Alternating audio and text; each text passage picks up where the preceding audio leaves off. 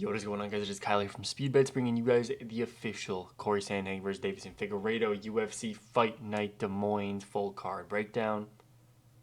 What can I say, man? Let's get right into it. Hope you guys enjoyed the early picks video. I like doing those when I can. Don't always get around to it. I was up super late. Only got like 2 hours of sleep before work, but it's all good. It is what it is. We're here for the full card breakdown. There are a couple pick flips, I'm not going to lie. The tape study don't lie. I have to go with my... I'm done picking with the heart, man. I told you guys after the Bryce Mitchell horrendous pick, I can't keep picking and betting with my heart. I didn't do it often before, but the Bryce Mitchell one really put it in perspective. Like, obviously John Silva was the side in that fight, and it's done, man. So I'm done with that. We're pick flipping a couple different things here, and we're going to get into this breakdown. I'm going to give you guys some bets throughout the video. I'm going to be talking about the fights. If I have any bets laid down, I'm probably going to mention them, tell you guys what I'm looking at. And yeah, let's get into this, man. Taking on the first fight of the night. We have Juliana Killer Miller taking on Ivana Petrovic. Now this fight right here, this is a very, very interesting fight to me. I know that sounds crazy. I'm not trying to be some fucking fake hardcore dude. It's like, I'm going to be, oh, man, I can't wait. But it's like, it's not interesting for the fact that I think it's going to be a good fight. It's more interesting for the fact that I don't really understand why Ivana Petrovic is such a big favorite. Like, I get the side. We've seen Juliana Miller strike. She got knocked out by Luana Santos. That's a terrible look. I'm not going to lie. It is. And now, if this were the original matchup where it was Carly Judy's taking on Juliana Miller, I would have 1,000% bet on the side of Carly Judas. That wouldn't have even been a question. It would have been the lock of the card. Ivana Petrovic can't strike either. Okay? The big flaw with Juliana Miller, everyone knows. She can't strike. Like, the book's out. She can't strike. Ivana Petrovic isn't good at striking either, man. Ivana Petrovic is a grappler at heart. She's going to try to get you to the mat. Neither of these girls have a lot of experience. It's not like Ivana Petrovic's been some marauder fighting for years that's going to take on the inexperienced Juliana Miller. Like, both these girls have less than 10 professional fights. Ivana Petrovic gets her best work in on the ground. If she goes to the ground with Juliana Miller, I don't know that she's going to be entirely safe there. That's the issue. I'm not, again, I swear on my life, I'm not trying to be some fake hardcore picking a women's underdog. Ivana Petrovic is the better fighter. Through and through. I said this in the early picks. My tape study reaffirmed it. I think the gap in the striking is wider than the gap in the grappling. But Ivana Petrovic makes bad mistakes on the ground. She always tries this fucking judo throw. It's like the oshigari or whatever the hell. I'm going to brush up my judo terminology. I just do the throws. I don't actually think about what they're called. But she does that throw where you have the whizzer underneath and then it's just the single leg up. She does that and she sucks at it. But that's like the only takedown she goes for. I watched back-to-back fights. What was it? Or not back-to-back, I guess, but against Luana Carolina and Jamie Lynn Horth. There were both times in those fights where she did that shit and literally just fell on her face because they stuffed the takedown. Juliana Miller's not a fucking... Oh, man. Juliana Miller is not a bad grappler. Juliana Miller has a sick armbar. Her armbar is absolutely nasty. If you get put in the armbar, it's tough to get out. Now, Veronica Hardy, she was getting out of the armbar, and a lot of people looking at that fight, and they're thinking, oh, Juliana Miller, her jiu-jitsu isn't even all that. Like, never mind. We got to run that back a little bit, because people were high on her jiu-jitsu. People thought she was going to sub up Veronica Hardy. Ivana Petrovic makes bad mistakes. Jamie Lynn Horth, I don't think Jamie Lynn Horth is a good fighter. I'm going to be 100% honest. I do not think she is a good fighter. She put Ivana in an armbar attempt, and I'm just thinking to myself, if Juliana Miller gets that, it's a different story. Now, I think if for whatever reason Ivana Petrovic actually comes in with a good game plan, which I don't know, I haven't seen a good game plan out of her yet. She just kind of does what she does. It's all low-level women's MMA. There's not really full-on game planning here. If she comes in and she just jabs and runs, she's absolutely going to beat Juliana Miller. Like I said, the gap in the striking is bigger than the gap in the grappling, but barely. Just barely. I think Ivana Petrovic has more ways to win this fight, but Juliana Miller is way more fucking dangerous. A lot of people are looking at the fact that she finished up Nali Yang. Nali Yang's been finished in like every single one of her losses. There's a lot of them. I think Juliana Miller is the way more dangerous fighter in this matchup.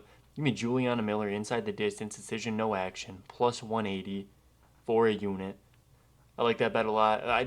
Man, it's hard. Ivana Petrovic absolutely could TKO Juliana Miller.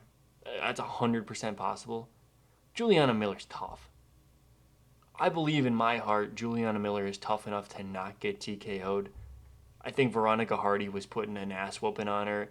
She had a big, as Joe Rogan said, a big mouse on her forehead after round, in the middle of round 2. Didn't stop her. It didn't.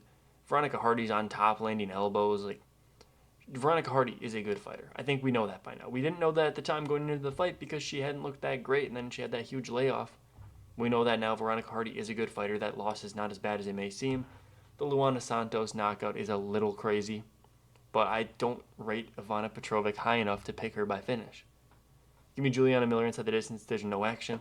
I think if Ivana Petrovic makes those same mistakes on the ground, Juliana Miller by armbar is extremely live, but for the official pick, give me Ivana Petrovic by decision. Next up, we got Thomas Jefferson. If you know, you know. Thomas Peterson taking on Don'Tale Mayes. This is another fight that I'm actually going to break down in a similar way to the first fight. Thomas Peterson, everyone knows he wants to wrestle generally. He's going to pump a jab. He's not going to do more than pump a jab. He's going to pump that jab. He's going to try and close the distance, get some takedowns, but he's not going to force the fight to the ground if he doesn't have to. Thomas Peterson's not a guy racking up 6 takedowns a fight. He also doesn't have great control. He just mixes in the takedowns with his jab. Again, doesn't do a whole lot more than a jab. Maybe a 1-2, maybe a hook, but it's usually just a jab cross. That's it. And Don'Tale Mayes, he's an okay striker. He has some thud behind his punches, and he's oddly athletic.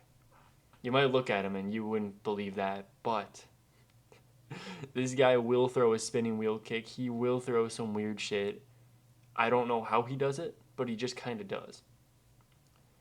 Now, the way I was saying about breaking it down similar to the first fight is I think Don'Tale Mayes loses this fight. I also think Don'Tale Mayes is more dangerous, which is crazy to say because he's not a very dangerous fella. But all I'm going to say is Don'Tale Mayes, once upon a time, showed us that he can wrestle. Can he take down Thomas Peterson? I think he can. Why are we scared to take down Thomas Peterson? This dude's not throwing arm bars. I don't know. I think Don'Tale Mayes, if he wanted to, he could get a takedown here. He has been shooting in his fights. He usually goes 0 for 1, 0 for 2. But he does shoot takedowns, whether it's a trip attempt on the cage or something like that. He's trying. If he gets on top of Thomas Peterson, I think he's going to stay there. I don't think Thomas Peterson's got this insane get-up game. I know the guy was a wrestler out somewhere in the Rockies. I don't give a shit. There's a 260-pound man on top of you bashing your head in. You're not going to be doing the proper get-ups, the proper... It's not that's not that simple. I think Thomas Peterson probably wins this fight by lay and pray after getting a couple takedowns. I think the first round he's probably just going to pepper Don'Tale Mayes, push him against the cage a little bit. Maybe Don'Tale Mayes stops the first round takedown. And then I think round 2 is going to come and he's just going to get taken down. I think Thomas Peterson wins this fight with a very boring, with a bunch of clinch stalling, a couple takedowns, and then not much volume. But, like I said, I do have a little bit of money on Don'Tale Mayes' decision, no action. This has potential to look like the worst bet of all time if Thomas Peterson takes him down and just submits Don'Tale Mayes. We know Don'Tale can be submitted. He's been submitted 3 times. Those are against guys I can't even say guys. Walter Walker and Rodrigo Nascimento, those are okay. Getting heel hooked by Shogun is unforgivable. I don't think Thomas Peterson's going to find the submission on him. Thomas Peterson is not knocking anybody out. I don't care. Yeah, he knocked out, was a Chandler Cole. Oh, no, he subbed up Chandler Cole. My bad. It's a fucking key lock. Yeah, Don'Tale Mayes is ass, but he's not Richard Foster 6-4 kind of ass. He's not Corey Mulgenberg 2-3 kind of ass. He's not Vernon Lewis 8-4 kind of ass. These guys are probably on par with him. But it's dude, this level of competition, Yeah, talk about this killer Vernon Lewis here. This guy's staple wins are a knockout over Austin Lane and Jared Vandera. Whew! Talk about a killer that Thomas Peterson took down, man. Holy shit, yeah. Like, Don'Tale Mayes is horrible. Thomas Peterson is also horrible. Thomas Peterson should not be a minus 270 or whatever the hell he is. What are the odds right now? Let me look at this shit because I can't believe this. Yeah, Thomas Peterson's minus 250 right now. That's wide. I mean, Don'Tale Mayes, he has no get-up game. That's why I'm saying Thomas Peterson's going to win it with the takedowns. If he gets the takedowns, he's going to lay there, probably camp half guard. He probably isn't going to go to mount or anything. He might get side control, but Don'Tale, he's been there, man. He had the juiced up Hamdi Abdel Wahab. He had Shamil Ghazi. Like, I rate Shamil Gaziev as a way better fighter than Thomas Peterson, as evident in the round 1 knockout that Thomas Peterson just took like 2 months ago. Sorry, it was 3 months ago, but we do have to remember this guy was just knocked out. We've seen that he can be knocked out. He got TKO'd on the regional scene. Guess by Waldo, Salsa Boy. He TKO'd him in the 3rd round, I believe. Yeah. Don'Tale Mayes can win this fight, but I don't think he does. He's going to be Thomas Peterson by decision. Next fight up, we have Gaston Bolanos taking on Kwang Lee. Now, this is one of the fights where I have unfortunately pick flipped. In the original early picks video, I was high on Kwang Lee. I still think Kwang Lee can have success in this matchup, but I am going to pick Gaston Bolanos. I think I rewatched that Romeus fight. Now, I don't think Romeus is good. I didn't think Romeus was good. I told you guys when we broke down that fight forever ago. The Romeus was way too big of a favorite. This is a much closer fight. Don't go bet Romeus at minus 300. Look at that. He lost. I saved you. Gaston Bolanos, he has some weird striking. He likes the spinning attacks, the unorthodox things. But it just doesn't really work for him. I mean, he's spinning fucking back-fisted. Yeah, Rick Gutierrez. My bad, bro. Knock out Rick Gutierrez, you're probably a future champ. But realistically, I mean, Gaston Bolanos, I just don't think he's that good of a fighter. That's why I was picking Kwang Lee. Because I thought he'd get some takedowns, he could mix it in, but I mean, Kwang Lee in his last fight, knocked out by Long Zhao. He got dropped pretty bad by a predominant grappler. Now, Kwang Lee was supposed to be this Muay Thai striker. He's got clean striking. We kind of got to look at the level of competition. I mean, the guys, I thought they were decent opponents at the time, but I mean, looking at it now, none of those guys really ever turned out to be anything. Kind of had that fight against Chris Gutierrez. I think that was more Chris Gutierrez sucking rather than Kwang Lee being good. And I think, unfortunately, Kwang Lee is going to go 0-3 in the promotion. He's most likely going to get sent back to the LFA. I think Gaston Bolanos is going to win this fight by decision, just picking him apart. He's going to counter Russell and defensive Russell when he has to if Kwang Lee shoots a takedown. I think Kwang Lee can get one takedown. I don't mind the point spread on Kwang Lee. I haven't bet that yet. I have to check the price out. That's a bet I might consider. But I think Gaston Bolanos is probably good to go for this fight. He looked much better in his last fight than he has previously. Cardio held up, gassed out Romeus. And I think he's going to do more or less the same to Kwang Lee here. I mean, Gaston Bolanos by decision. Next fight up, we have Marina Rodriguez taking on Jillian Robertson. Jillian Robertson has won me a lot of money recently. I just keep on betting on her and she keeps producing results. What more can I ask for? Marina Rodriguez, on the other hand, I've made a lot of money betting against her.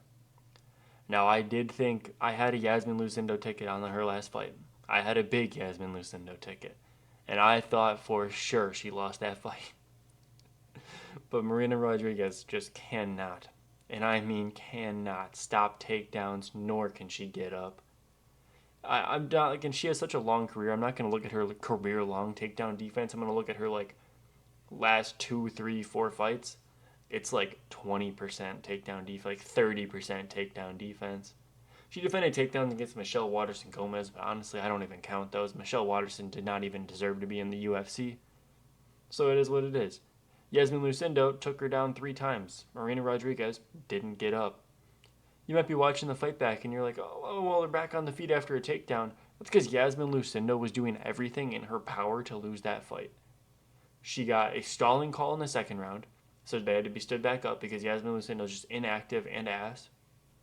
Then in the 3rd round, she's sticking her fucking chin in the eye socket of Marina Rodriguez while she's on top. Gets stood up and warned for that.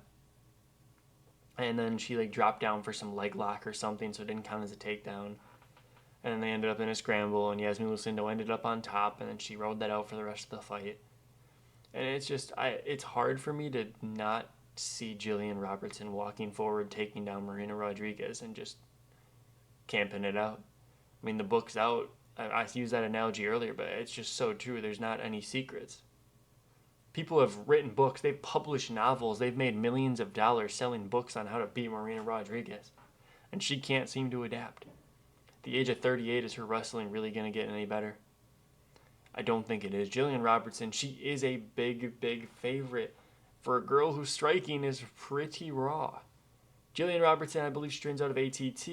Her striking has to be improving. Surely it has to be. But her grappling is elite. Her takedowns have looked really good ever since she dropped weight classes. And I think she's just going to be able to get this one done. Give me Jillian Robertson by decision. Marina Rodriguez, to all of her faults, she manages to stay safe on the ground. She doesn't get submitted too often. I see Jillian Robertson taking this one on the cards, so that's what I'm going to go with. Next up, we have Ryan Loder taking on Azamat Bakoyev. Ryan Loder, obviously everyone knows, high-level wrestler. Guy had a fight against Robert Valentin where he almost got submitted. Now, we just saw against Torres Finney, Robert Valentin isn't good. He straight up got held on the cage for the entirety of the third round. Even with multiple ref separations, he was unable to do anything. That's embarrassing. I understand Torres Finney fought a bad fight. Does Torres Finney deserve to be rewarded for that fight? No, probably not. But if you're like a professional mixed martial arts fighter in the UFC, the best organization in the world, and you genuinely cannot get off the cage when you're being held there, that is on you. That is not on the guy holding you there. Shout out Jose Aldo. You are horrible. I'm not delusional. I do think Mario Bautista beat him because Jose Aldo was more concerned about not getting taken down than he was about doing anything else. It's ridiculous. But Azamat Bakoyev, this guy, I don't rate his striking that highly. He has a decent wrestling base. He can push takedowns. He can get takedowns. He has cardio. He's done 5-round fights with wrestling mixed in, thrown hundreds of strikes. Like, this guy has the proven cardio, has the endurance. He has the wrestling. His striking's not quite there, but neither is Ryan Loder's. I don't think either of these guys are good strikers. I think both these guys are decent grapplers. So are we going to get Azamat Bakoyev shooting on Ryan Loder? Or are we going to get a sloppy striking match? I don't really know, but I think either option favors Bakoyev slightly. These odds are insane. Bakoyev's like minus 350, minus 400. I would never pay that, but I am going to pick Azamat Bakoyev by decision. I don't really see Ryan Loder's path to victory here unless he has better striking. I don't know. Dylan Budka outstruck Azamat Bakoyev across 5 rounds. It's not impossible. Ryan Loder, he definitely can win this fight. I just think it's very, very unlikely. Azamat Bakoyev is going to be the pick. Give me him minus like 300 something for decision. We have Yana Santos taking on Miesha Tate. This is a fight where I have a weird amount of confidence, and I'd hope I'm not wrong. I think Yana Santos wins this fight 10 out of 10 times. Miesha Tate, too old, too inactive. Her game plan isn't going to work. Everyone talks about how Yana Santos can't stuff takedowns. It's based on one fight. She got tossed around by Holly Holm. That'll happen. Now, it was Holly Holm in the Big 23. It's not a good look. It's not a great look even. But I think she was saying she had some kind of issue with the weight cut. And that was her first fight back after a massive gap, like a couple year gap. I think she had a kid, came back, so she had a very bad weight cut from, I believe it was from breastfeeding, if I'm not mistaken. But it is what it is. It happened one time. She hasn't really been taken down. I think Carol Rosa got her down once. Yana Santos is a seasoned cage clincher.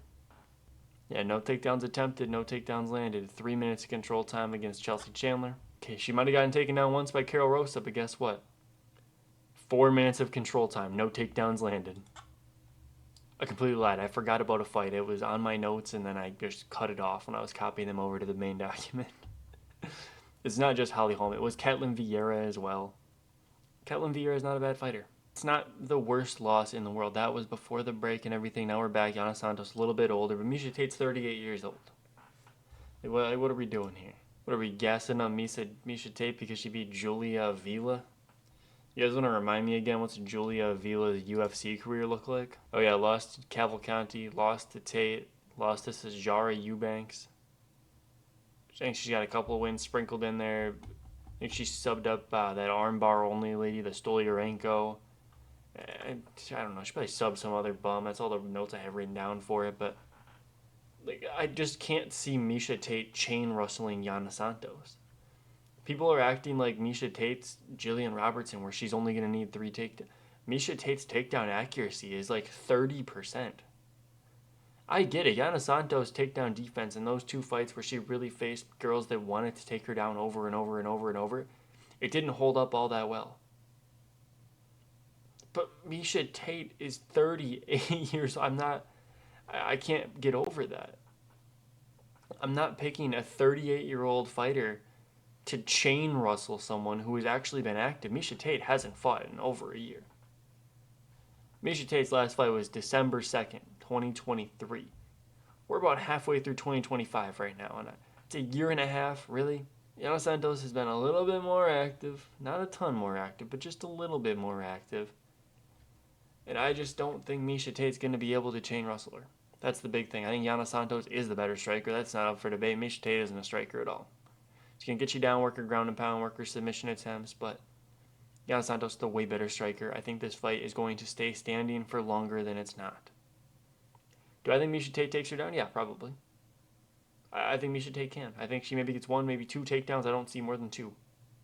I think Yana Santos is going to be stuffing the takedowns, holding her in the clinch, breaking off the clinch, landing a shot over the top, and she's going to win a 29-28 decision. And next fight up here, we have Jeremy Stephens taking on Mason Jones. Sorry, guys, there's a little cut there.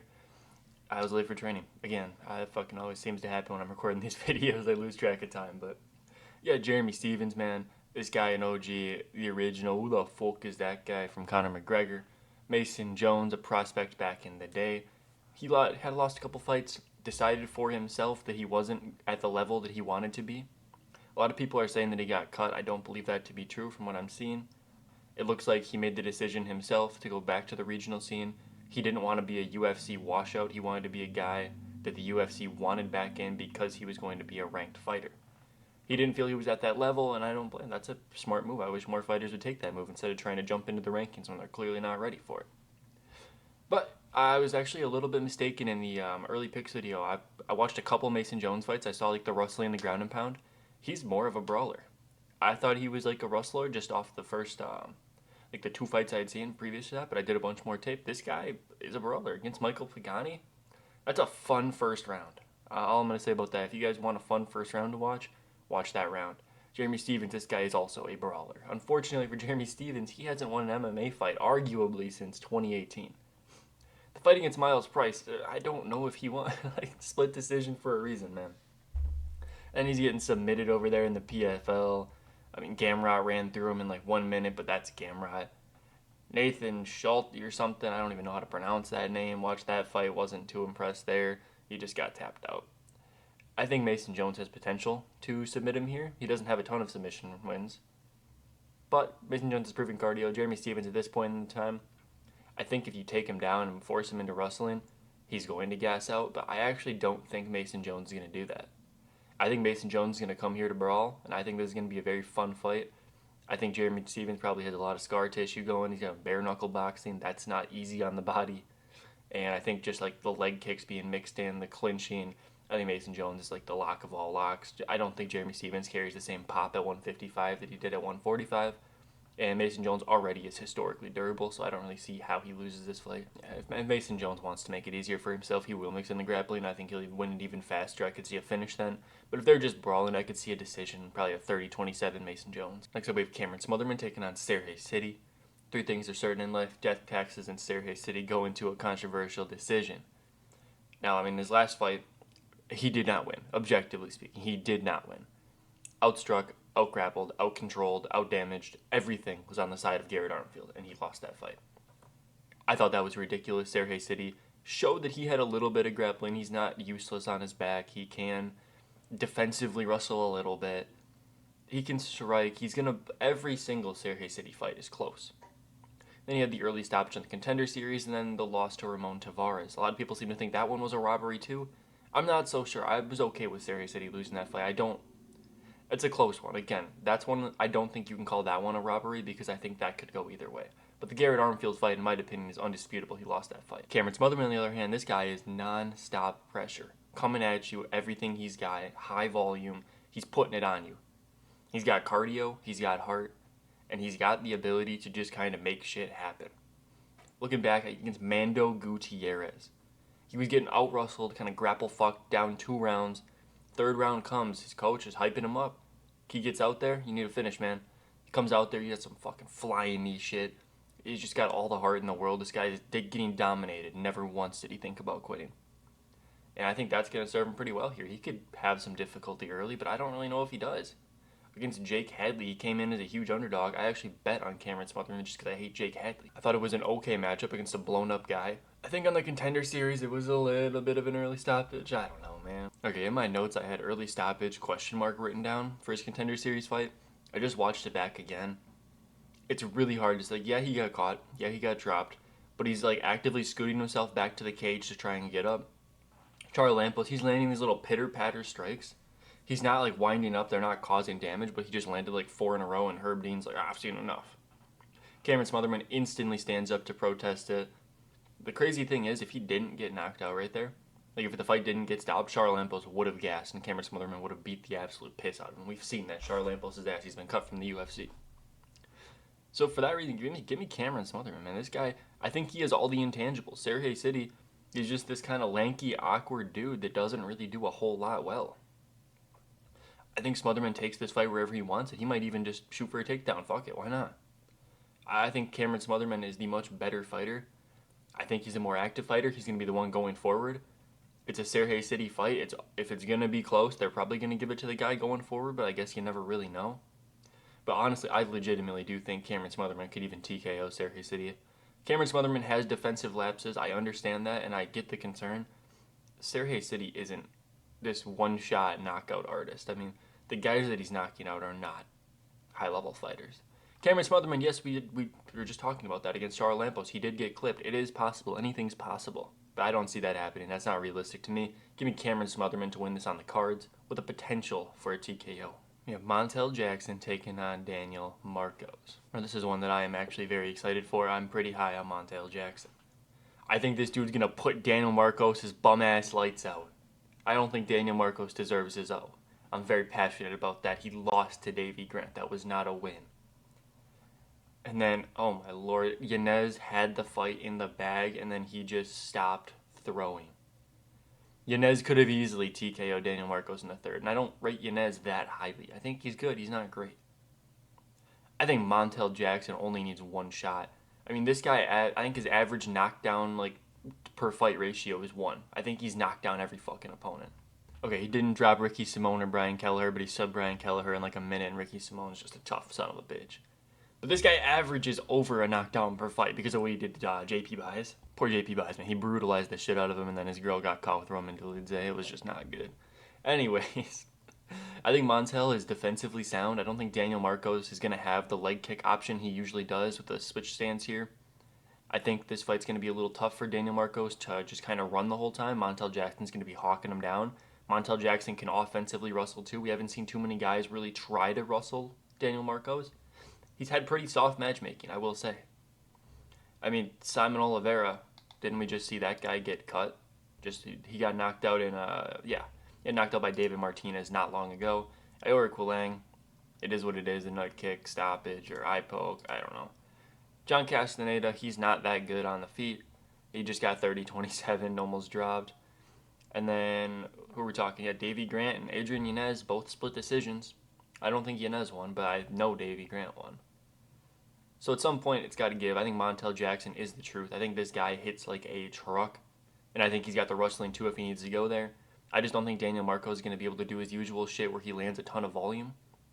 So for that reason, give me Montel Jackson by knockout. I'm going with the second round knockout, and I hope to see Daniel Marcos unconscious in the cage. Next up, we have Santiago Ponzinibbio taking on Daniel Rodriguez. Now, this fight right here is one where I was pretty confident in Santiago Ponzinibbio. I said he carries that power, and I still think that's true. D-Rod, he has only been cracked once, but he has not looked good. Getting taken down, wrestled by Kelvin Gastelum, having a poor decision against Alex Morono. And then the Ian Gary knockout before that, getting thirst out by Neil Magny. These are not good looks. Santiago Ponzinibbio also has not been looking good. I feel like every single fight I'm breaking down for this guy, he's on skates. This guy is like in a permanent state of being wobbled. He's always dancing around. He's getting dropped. And it's hard for me to back a guy when I see that. It's crazy because Ponzinibbio actually has really good striking defense. It's just recently he's been getting hurt a little bit. The pick is still going to be Santiago Ponzinibbio. I think he's a way better fighter than Daniel Rodriguez. Daniel Rodriguez is pillow fist. I'm not too worried about this. When's the last time you saw Daniel Rodriguez knock someone out? Well, when he fluked Preston Parsons? Dwight Grant? Like, what are we talking about here? Ivan Castillo? Ozzy Alvarez? I'm not picking Daniel Rodriguez to sleep Ponzi, but at the same time he could. Give me Santiago Ponzinibbio by a round 2 knockout. I think this guy carries power. He might get like pushed back and wobbled in the first round. He might be slipping and sliding. I think he's going to come back. I think he's going to win this fight. If this fight goes to the cards, you have to think it favors Daniel Rodriguez. Ponzinibbio has been robbed a couple times. The fight with Michel Pereira, pretty damn close. The fight with Jeff Neal, pretty close. The fight with Muslim Salikov, I thought he won outright, man. I don't know why that one was even split. But give me Santiago Ponzinibbio by knockout. I think Daniel Rodriguez's chin has been cracked. I think it can get cracked again. And I think Ponzi's the one to do it. Alright, we have another jump cut. I do not care. I need a fucking haircut. I do not care. Let's get into fucking these final breakdowns, man. Bo Nickel taking on RDR, Reiner de Ritter. Now, again, in the first early preview, I did tell you guys I am extremely biased against Bo Nickel. I do not like this guy. I fucking love Reiner de Ritter. I think Reiner de Ritter is actually a phenomenal grappler. I think his MMA game is rigid. Bo Nickel's MMA game is also very, very rigid. Now, this fight's going to go one of two ways. The way that I think is realist. First off, I picked Reiner de Ritter in the early picks video. Let me get it out of the way. I am pick flipping to Bo Nickel. I don't want to, but I am. I think Bo is going to rinse and repeat the game plan he did with Paul Craig. I just don't see a need for him to change it. RDR striking, it's not the worst in the world. He's a better striker than Paul Craig, but not by much. There's times this guy's engaging in the pocket with GM3 and he just fucking like looks away. Like, he's not even looking, man. It's just irritating.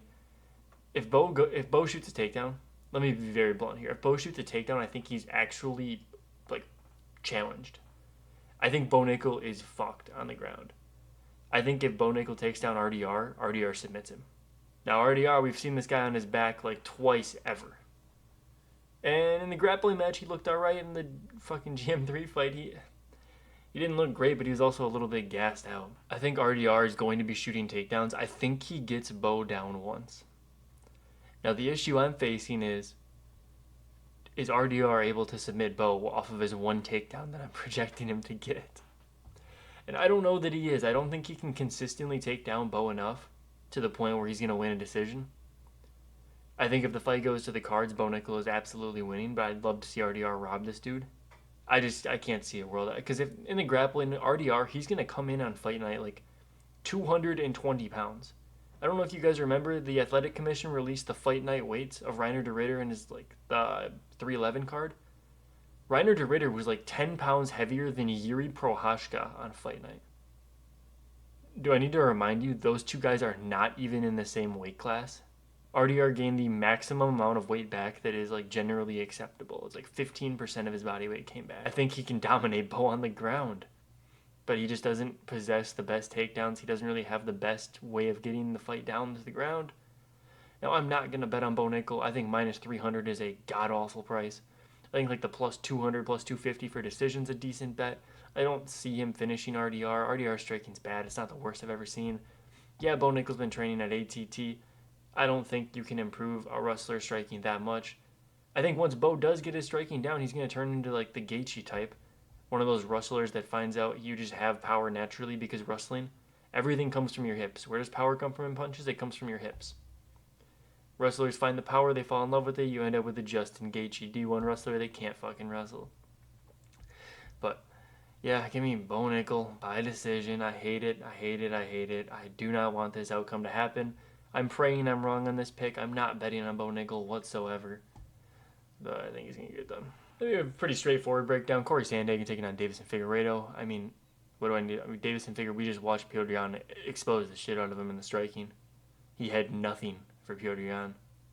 Corey Sandhagen, very competitive fight with Petr Yan. One of the best fights I've ever seen. Big fan of this guy. Big fan of the technical striking. I love that fight with Petr Yan. That was a beautiful fight.